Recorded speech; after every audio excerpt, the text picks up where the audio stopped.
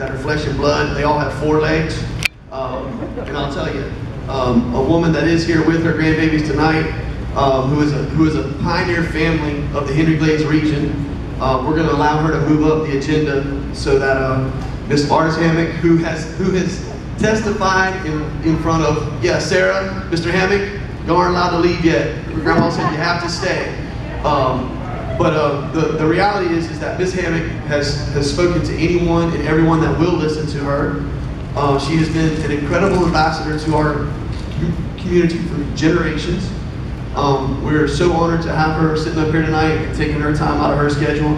And I think, she's one of these people that time and time again, you look at the farmers who take time out of their schedule and put their flesh and energy and blood and sweat and tears into these conversations. And I'm just thankful, Ms. Hammock, to be sharing the stage with you. Appreciate you being here tonight, and the floor is yours. Thank you, Carson. My husband Alan and my daughter Sarah just exited the room with the 3-year-old and the 21-month-old, so that probably is not a bad thing. I just want to say thank you for coming tonight. Thank you for taking time out of your schedule to listen to a very important issue that is facing our area. Our farm, Frierson Farm, was pioneered in 1918 when Glades County was still part of DeSoto County.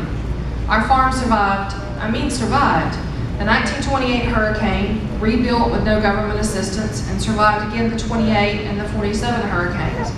We stand before you tonight together in one accord to tell some of the wealthy coastal elitists that are attacking our communities, our property rights, and our way of life, we will not be the scapegoat.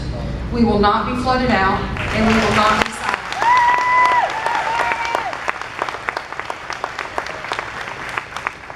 What we will be is we will be the unwavering friends of the Everglades. We will continue to be active participants in the restoration of the river grass. We will continue to put our money where our mouth is by self-taxing ourselves to achieve sound, proven scientific solutions for restoration that has been in place since 1989, where we have invested over $50 million for solutions. We will continue to be the only group that has, for the past 20 consecutive years, reduced the amount of phosphorus in the water flowing from our lands into the Everglades. Farmers are not braggers, but tonight I am bragging. Farmers have, for the last 20 years, been the group that has made a difference. This last year, we had a record 79% reduction, well beyond the goal for phosphorus standards that we required. For those of you who don't know, or maybe you've forgotten, the ludicrous standard that Phil referred to for phosphorus is 10 parts per billion in the Everglades. It's the law. And what exactly is a part per billion? Anybody here can tell me? A part per billion. A part per billion is 1 grain of salt in 1 billion grains of sugar. It is 1 blade of grass on a football field. It is 1 drop of water in an Olympic-sized swimming pool. Did you know that rainfall in South Florida has 100 parts per billion? So they have expected us to clean it up cleaner than what God has given it to us. Now, that's just not common sense.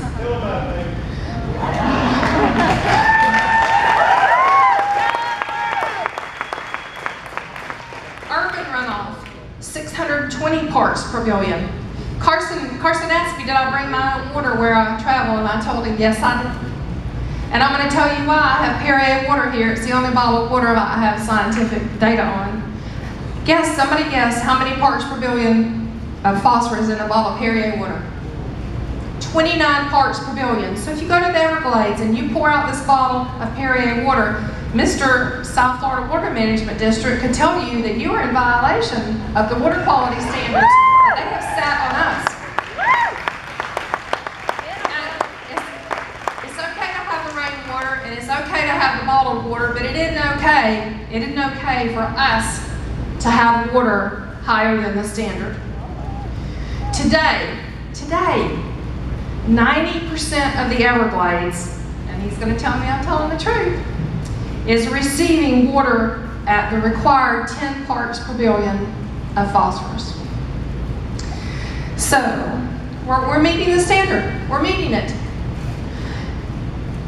As you can see, there is something not quite right about all this hype.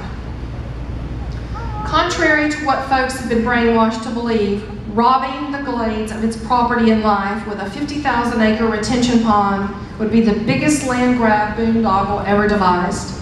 It is my belief that folks who report such a scheme are doing so to ensure that development will soon replace farming and rural communities around the lake.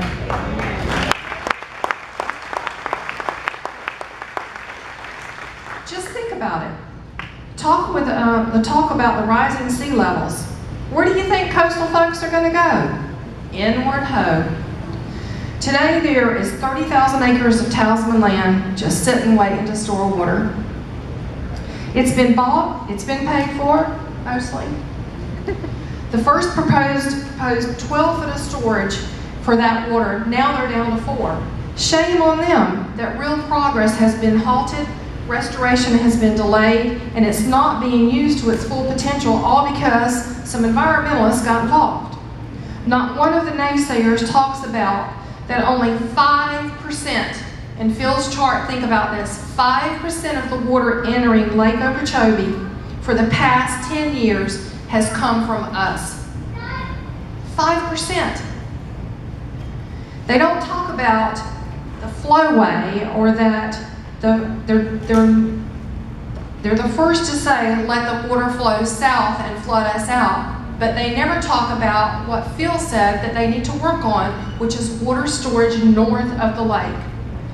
Just this last week, the Water District put out a little evaluation saying that there is a potential for exchange or surplus land that they don't even need. I added up the amount of land that were on these maps, and it totals 21,000 acres that they own that they really don't need to do anything with, and they're going to have to trade it or sell it.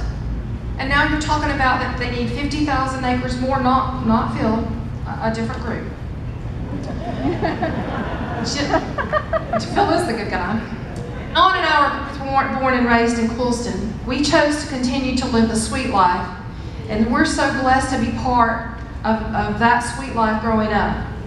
We and many of you out here in the Glades are here to tell other folks today that a dollar value, there is not one to replace our property or our sweet way of life. There isn't enough money.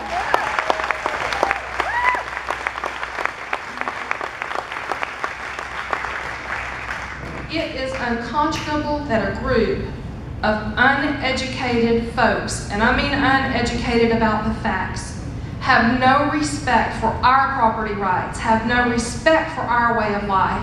In fact, we've been called second-class citizens. I have not found anywhere in Florida's Constitution that there is a difference in the property rights that we have in the Glades and what property rights anybody else in the state of Florida has.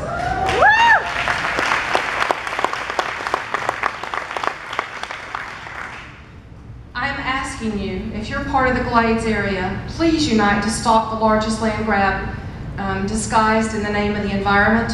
Join with us. Generations of families like ours have built the Glades to stand strong and proud of the legacy that will become a historical footnote for Florida. One of pride in providing a safe, abundant food supply for America, providing jobs, and an amazing place to live and raise families and have communities. We will fight with all our might to preserve this heritage to allow children like Case and Avery the opportunity to fulfill dreams of continuing to live and work in the Glades.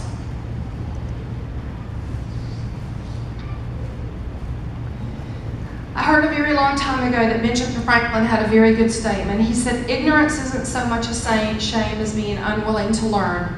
And I would ask those folks that don't know about our way of life, you need to come find out. Yeah.